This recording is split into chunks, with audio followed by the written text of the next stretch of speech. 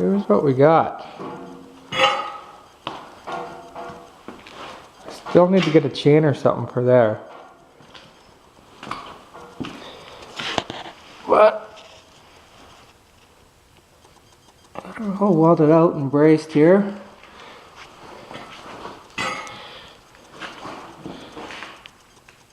This is kind of, see, it's a guard. I got a heavy piece there. And then I even went ahead and put a piece across underneath there. And all that stuff holds this side of the table on. So there, kind of got a guard there. It's probably going to get changed. It's just temporary. And I got a blade guard underneath here.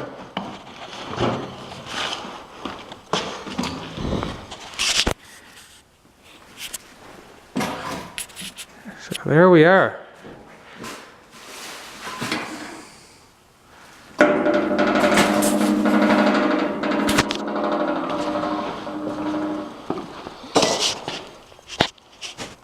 So let's fire it up and give her test run number 1. I don't have any logs here, but I just got a few little 2x4s, so let's fire it up and see.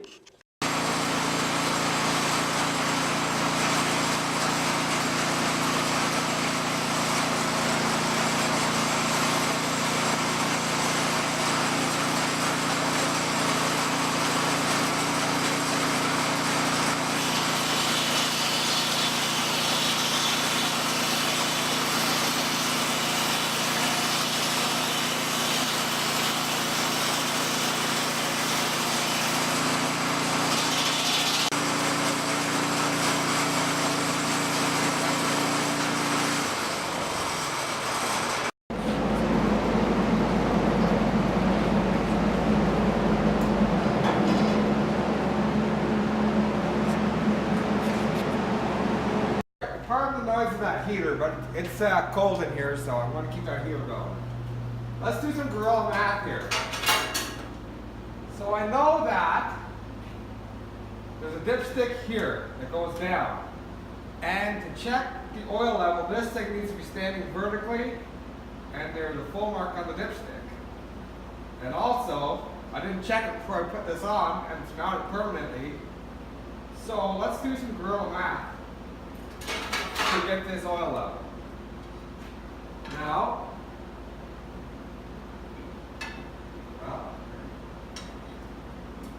gotta get a square mark somewhere.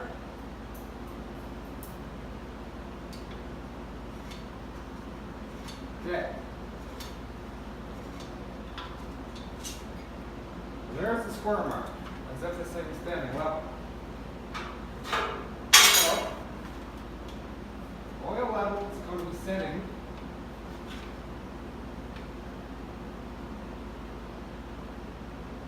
now about at this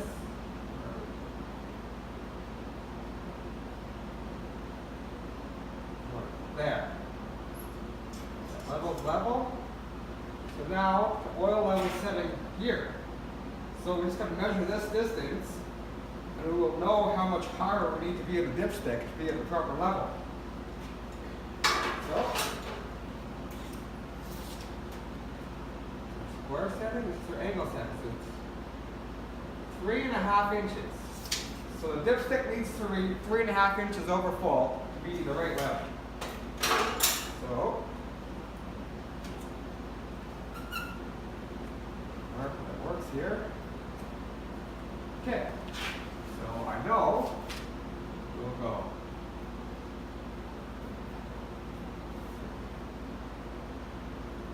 3.5 inches over. Alright, okay. So now in the field, I want to do an oil check. I just dump it up on its side, 3.5 inches over full. That's the level. So I thought I was so clever, but now I'm second guessing myself. I went from the top over to my level, but does this level have to intersect through the center line? Fluid, when it tips, does it gain that way, or do I have to intersect through the center line to get my level? know. But I'm just going to run with this. And this is the vent here, so if it's over full, it should squirt up the vent. Should it? I think. So I'm just going to run with 3.5 and see what happens. So if you're ever having problems trying to fill up your electric splitter, this funnel is just a little bit bigger than the size of this. So I had to jam it in there to seal. And at first when I was trying to put oil in, it was just building up pressure and spitting back because there was no air vent. But up in this corner, there's a little screw vent that you loosen when you use it and you tighten it for transport. Just pull that right out and then that'll vent and then you can get your oil in.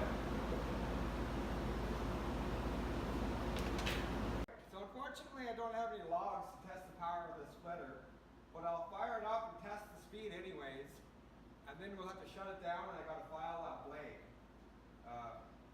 So let's give her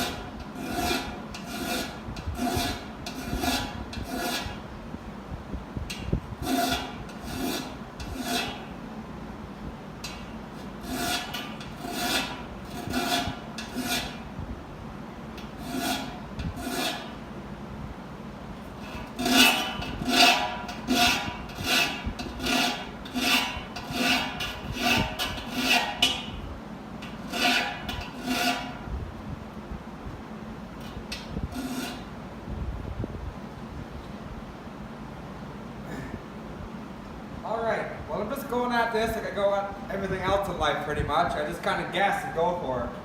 I'm just holding these angles till it shines up the bright metal and just touching the top so I get a sharp corner. Seems right to me. If I'm wrong, correct me, but it shouldn't get cut better.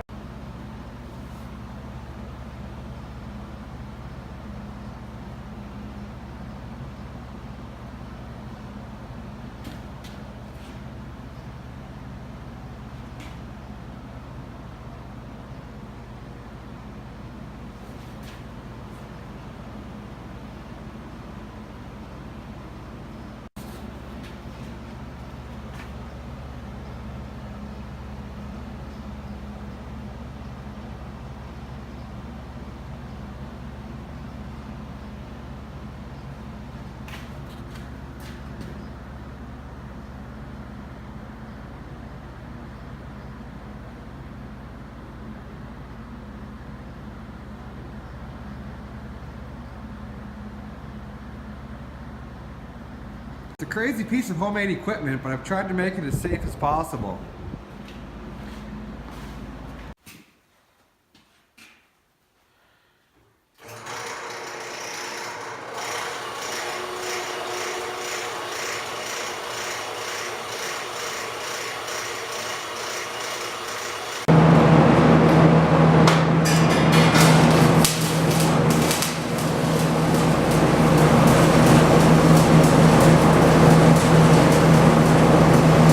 Okay, well it's all ready to go. Never tried it yet. I don't have a log, so I'm just going to use a 2x4 just to simulate how this is supposed to work. So, here goes nothing.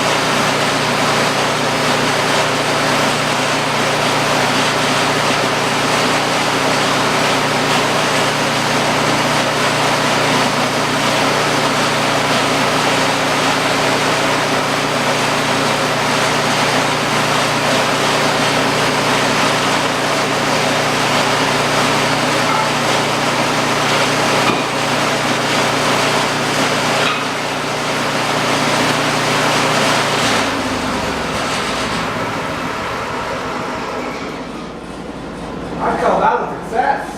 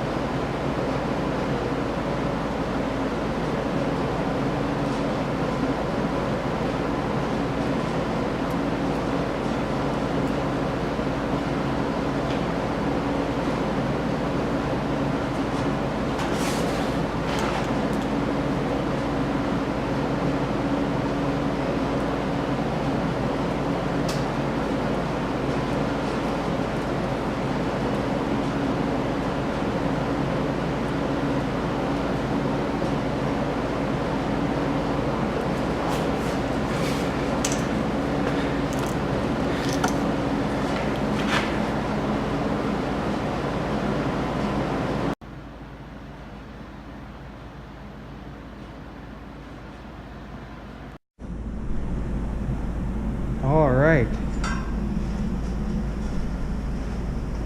I had footage on the GoPro for a second angle. I'm using this thing, but I looked up and it was flashing blue, so I don't know if I got that or not. It might just be the crappy camera angle. And sorry, the lighting in the shop is terrible. So that's why the video is not coming out too good.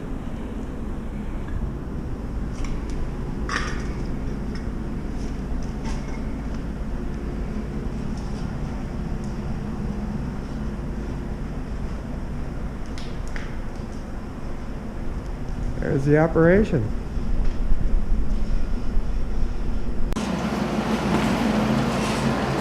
See, I got a 9-foot long rack. And then these arms fall down. Roll the logs onto the table. And at first I was going to make this rack so this bar came to this side and it was solid, so it would gird me away from the from the blade, but then I thought that would be more of a hazard because I have my splitter there. So the blocks I gotta split, I gotta grab from here and set on that table. And you may think it's dangerous bending over in front of this blade, but the way I made this table, when it falls down, like it's solid. Like you gotta pick up the weight of that table and have it way back before it rocks. And that blade is set in there. So even if I do trip and fall, like it'll take quite a bit of weight. So when this table's back like this, and I'm grabbing, I'm isolated from that blade. So that's plenty safe. And some of you may be wondering why I didn't have the splitter set up at the end here. Is when the block drops off, it goes straight into the splitter. And I didn't for a couple of reasons. I wanted this thing kind of narrow and streamlined for transportation purposes. And also, not every block is going to get split. I don't know why it's so blurry, but anyways, not every block is going to get split. So just the ones that do can get piled up on that table and split. This rack, it would be nice if this rack was way longer. It's 9 feet long now. But the two reasons is I got to be able to transport this in the back of my half ton, and I only had so much materials. So that's that bent piece there and those little chunks. That's all I have left. I mathed it right to the exact amount. It's just a little under 4 feet wide. So I think it's 4'6" or so if I want to get an even amount of 18-inch blocks out of a block. So this thing, yes, it can be operated without this wood rack, and you know, it might be faster if you got two guys just to slide this right up to a pile and just grab off the ground and load it. But more often than not, I'm working by myself. So trying to pick up wood off the ground and set it onto the buzzsaw by yourself can just be a hassle, and it can be dangerous. You pick up one side, you got to pick up the other side, and it falls off, and your table's falling ahead. It's no good. So the idea with this is, you can park, back up with a truck and slide your logs off, or come up behind with a trailer, or even come in, load it with a set of forks. See these top bars, I sat them back. I sat that one back in there, and that one back in there. And that one, if you're loading it with a piece of equipment with a set of forks, is so you can get your forks in closer to drop your logs off more in the center. And that one there, just so you got more room on the inside to work. And you can walk in and grab logs and pull them back if you had to. The bottom, I wasn't sure if I wanted to put these bars right on the ground to stop this thing from sinking in, or raise them up a bit. And I decided to raise them up just so you can skid this thing around. See, it's got elbows on all four corners, so it can be like a sled. You can drag this thing around. It's made out of 2-inch skid 40. So it's strong, but it's pretty light. Like you can pick that up and move it around by yourself. Not too difficult. So the idea with this thing is, you come with your truck or your trailer, you unload the wood, they load it onto this rack, and once the wood hits this rack, you don't have to bend over again. Everything's at working height. You roll it ahead, cut it. You can park your truck or your trailer on that side over there. Cut it. If you don't got to split the block, throw it on your trailer. Or you set it there, throw it in the splitter, throw it onto your trailer. So the wood comes from there, the same truck or trailer that you unloaded. You can unload it, process it, and throw it back on the same truck or trailer right there. No bending over involved. That's the idea behind it. Like if you had a couple of guys working and you're cutting like, 10, 20 cord of wood in one go, maybe this rack won't be as efficient. Or maybe it will be if you have a guy with a piece of equipment with a set of forks to keep feeding this. It would be handy too. So it's just an extra option. I had the material, so I decided to build it because this saw is built that I can work safely and efficiently all by myself. That's the whole idea behind this machine. And I think, really, it probably has enough power in certain wood. Like some bigger wood and hardwoods, it might not have the power to cut and split at the same time. But I'm pretty sure the type of wood I'm into now, this thing should cut and split at the same time. So if you had two guys, you probably could. So, right on. That's enough rambling. Next time you see this thing, it should be blowing sawdust.